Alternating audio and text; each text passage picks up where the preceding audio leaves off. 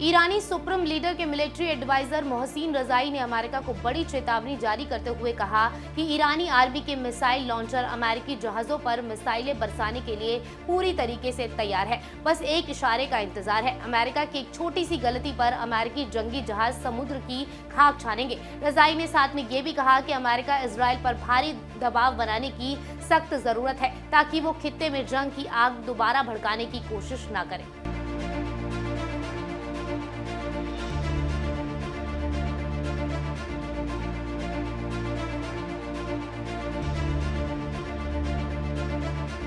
Middle east में हालात अब सिर्फ टेंशन तक महदूद नहीं रहे बल्कि सीधे टकराव की तरफ बढ़ते दिख रहे हैं। ईरान के टॉप मिलिट्री सर्कल से आई इस चेतावनी ने वॉशिंगटन तक हलचल मचा दी है। प्रेस टीवी के मुताबिक मोहसिन रजाई ने टेलीविजन इंटरव्यू में खुलकर कहा, हमारे लॉन्चर अब अमेरिकी जंगी जहाजों पर लॉक हैं और हम उन्हें डुबो देंगे।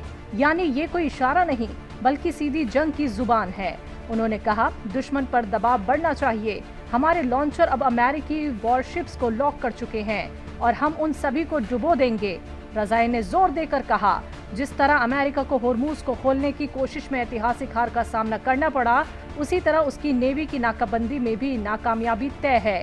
दरअसल पूरा मामला होर्मुज और फारसी खाड़ी में अमेरिका की बढ़ती अमेरिकी नेवी की सरगर्मियों से जुड़ा है। अमेरिका जहां ईरान को घेरने के लिए नाकाबंदी की रणनीति अपना रहा है, वहीं ईरान इसे सीधी चुनौती मानते हुए जवाबी तैयारी में जुटा है। रजाई ने साफ कर दिया है कि अमेरिका की ये नाकेबंदी फेल होने वाली है और अगर वॉशिंगटन ने एक कदम भी आगे बढ़ाया तो उसे समंदर में ही करारा जवाब मिलेगा।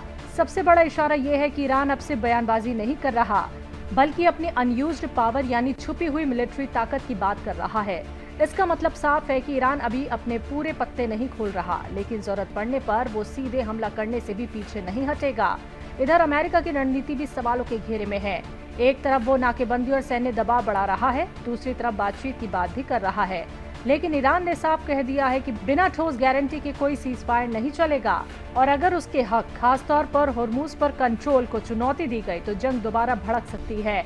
रजाई ने तो यहाँ तक दावा कर दिया कि अमेरिका की एक प्लानिंग ईरान के अंदर घुसकर इस्फहान में पैराट्रॉपर्स उतारने और यूरेनियम पर कब्जा करने की भी थी। यानी ये टकराव सिर्फ समंदर तक महदूद नहीं बल्कि जमीन पर भी फैल सकता है।